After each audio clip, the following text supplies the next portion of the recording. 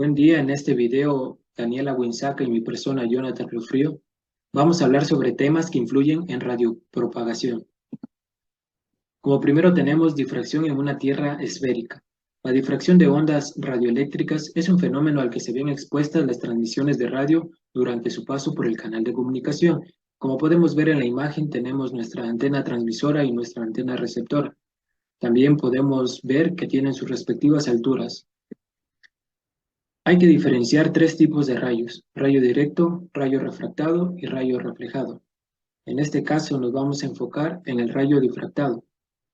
Este fenómeno ocurre cuando nuestro rayo discurre por encima de un terreno liso o muy poco ondulado, con un despejamiento insuficiente o incluso alguna obstrucción por la redondez de la Tierra.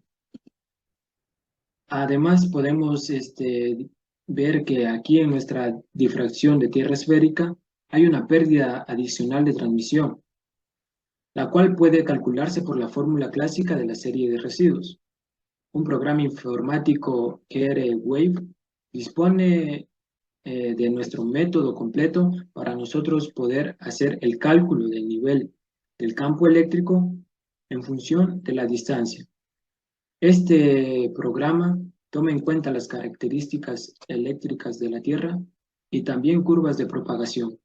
Para distancias grandes sobre el horizonte, solo es importante el primer término de esa serie, y puede escribirse como el producto de un término de distancia f y dos términos de ganancia de altura gt y gr. Como podemos ver en la fórmula que aparece en la parte derecha inferior, nuestros campos eléctricos y también una suma de la distancia o una función de la distancia con sus ganancias respectivas, Y1 y Y2.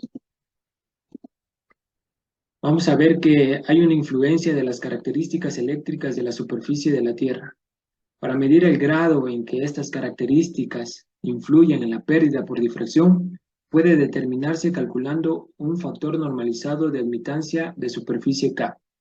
Vamos a calcular K para polarización horizontal con la siguiente fórmula que está en la parte superior, la cual está en función de nuestro radio efectivo, nuestra permitividad efectiva, nuestra longitud de onda y la conductividad. Para la polarización vertical también tenemos nuestra fórmula y está en función de la permitividad, de la longitud de onda y de la conductividad. En esta gráfica podemos tener el cálculo del valor de K en función de la permitividad y la conductividad de unos valores específicos, para también una específica polarización, ya sea horizontal o vertical. Por ejemplo, en la parte superior tenemos una permitividad de 80 y una conductividad de 5 para una polarización vertical. Vemos que cambia en función de la frecuencia nuestro valor de K. Vamos a ver los cálculos también que tenemos mediante nomogramas. Para las mismas condiciones de aproximación, los cálculos para obtener el nivel del campo eléctrico se pueden hacer utilizando la siguiente fórmula. Podemos calcular en nuestro campo eléctrico utilizando nuestra función de distancia, nuestras ganancias de altura, y si observamos estas imágenes, podemos ver que tenemos aquí estos parámetros necesarios: la frecuencia para un valor de K, la ganancia de altura y también la altura de la antena sobre el suelo. De igual forma, en la parte derecha, nuestra otra gráfica nos muestra para una frecuencia y un K específicos, una distancia y un nivel respecto del espacio libre en decibelios. Estas dos gráficas se relacionan. Vamos a ver ahora lo que es respecto a atenuaciones. Al tratar de las pérdidas de energía se consideran las causas mencionadas en primer lugar, es decir, aquellas que influyen en la atenuación de la onda durante su propagación por el medio. La dispersión geométrica del frente de ondas, efectos de polarización, difracción por obstáculos presentes o por superficies lisas. Y también se podrá incluir algunos parámetros de la atenuación en los equipos utilizados. Las atenuaciones en los enlaces radioeléctricos se pueden dar por vegetación. Es bien conocido que las ondas radioeléctricas sufren gran atenuación al atravesar la vegetación, especialmente en el caso de frecuencias elevadas. vemos que nuestra densidad de vegetación puede influir mucho en la propagación de nuestras ondas radioeléctricas. Tenemos pérdidas por obstáculos. Para modelar las pérdidas que se producen por la obstrucción del enlace radioeléctrico, se utiliza el concepto de las llamadas zonas de Fresnel. Como hemos visto, para que se cumplan las condiciones de propagación en el espacio libre, tiene que al menos estar despejado el 60% de la zona de Fresnel. La atenuación por absorción atmosférica también influye. Hay vapores de agua y de oxígeno que no son condensados y poseen líneas de absorción en la banda de frecuencias de microondas y de ondas milimétricas, causando atenuación en trayectos radioeléctricos terrenales y oblicuos. También hay una atenuación por lluvia. Durante la propagación en los radioenlaces troposféricos y por satélites se producen atenuaciones de la señal debidas a la absorción y dispersión causadas por hidrometeoros, como la lluvia, la nieve, el granizo o la niebla. Estos efectos son importantes en el caso de sistemas que operan a frecuencias milimétricas. Para la absorción atmosférica hay que considerar que se puede despreciar estos efectos en el caso de ondas inferiores a los 10 GHz. Y también se puede considerar que por debajo de los 5 GHz, el efecto de atenuación por la lluvia puede ser muy pequeño y despreciable. Modelos de propagación de interiores.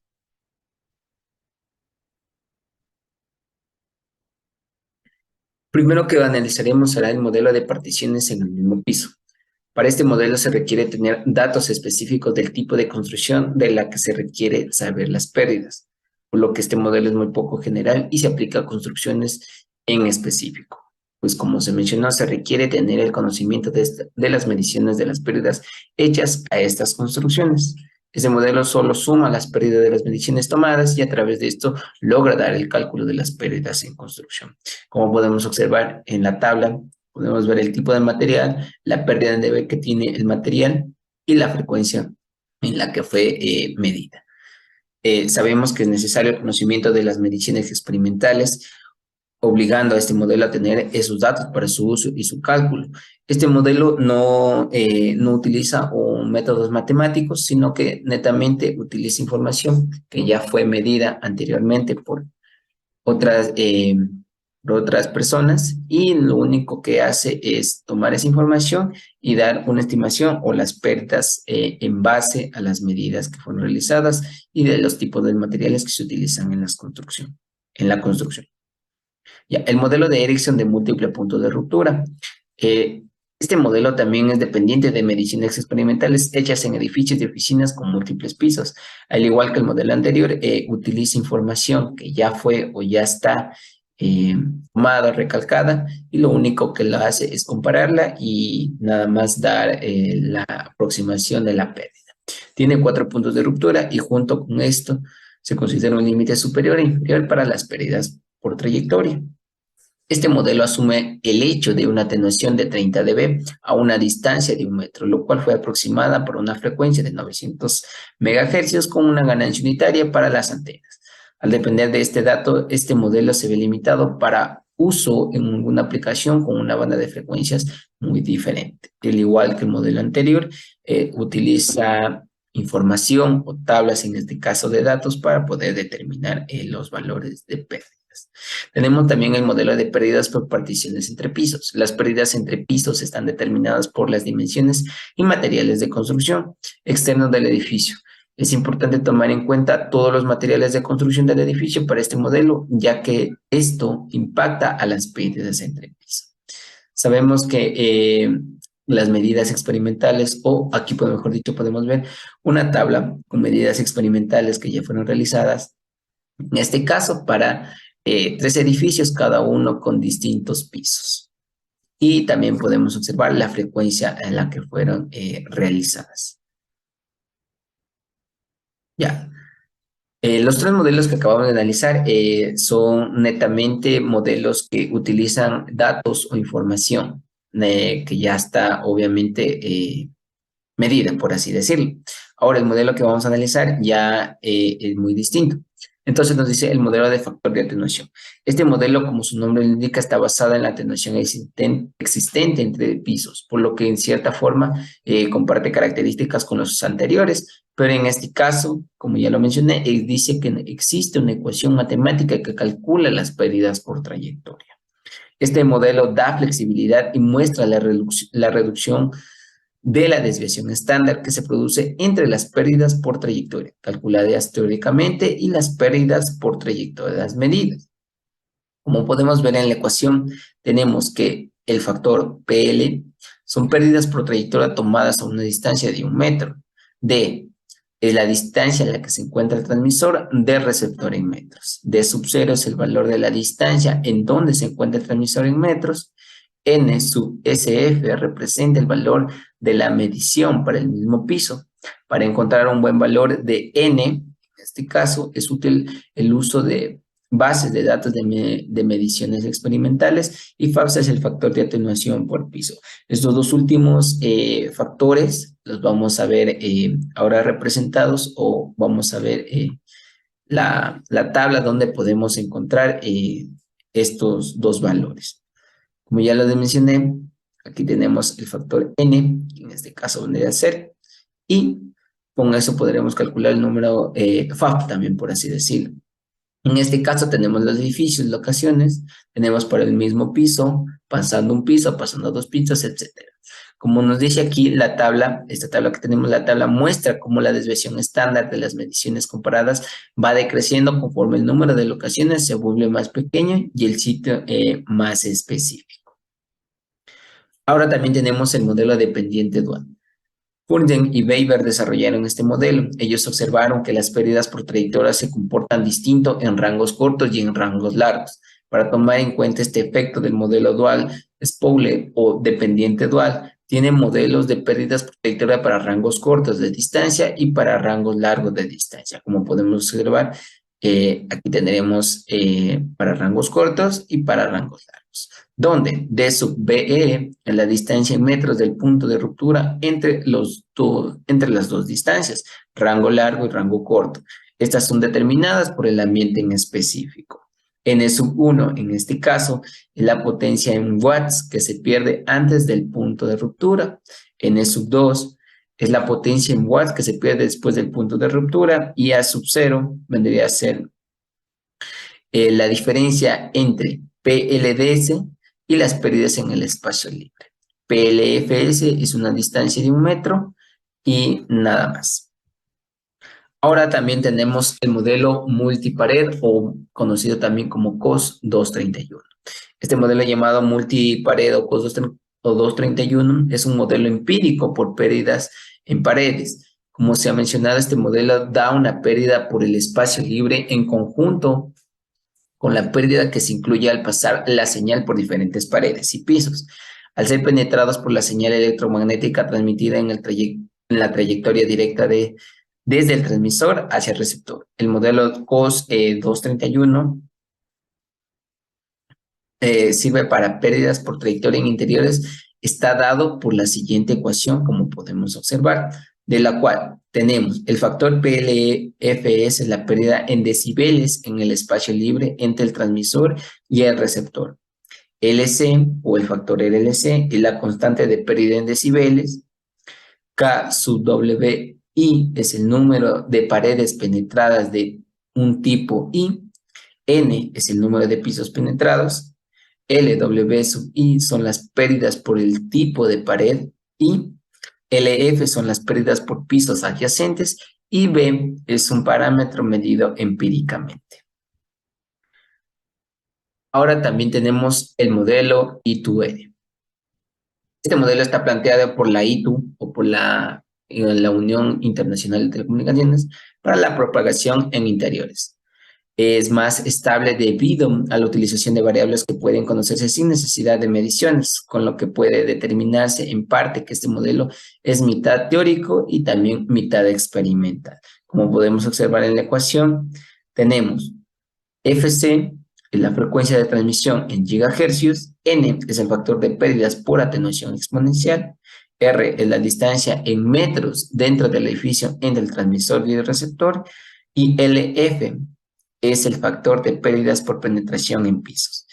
En este modelo las paredes no son tomadas en cuenta de manera explícita y como se ha mencionado en otros modelos, el factor de pérdidas por atenuación exponencial depende de la frecuencia de utilización y del ambiente en el que le propaga la señal.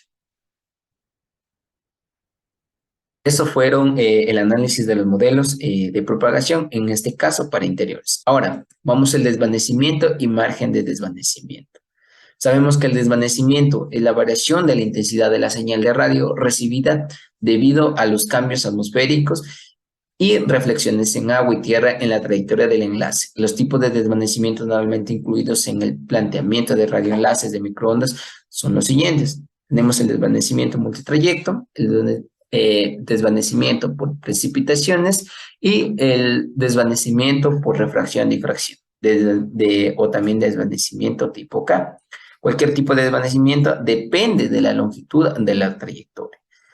Ahora, como podemos, primeramente tendremos el desvanecimiento multitrayecto. Sabemos que se denomina desvanecimiento multitrayecto al mecanismo de desvanecimiento para frecuencias menores a 10 GHz.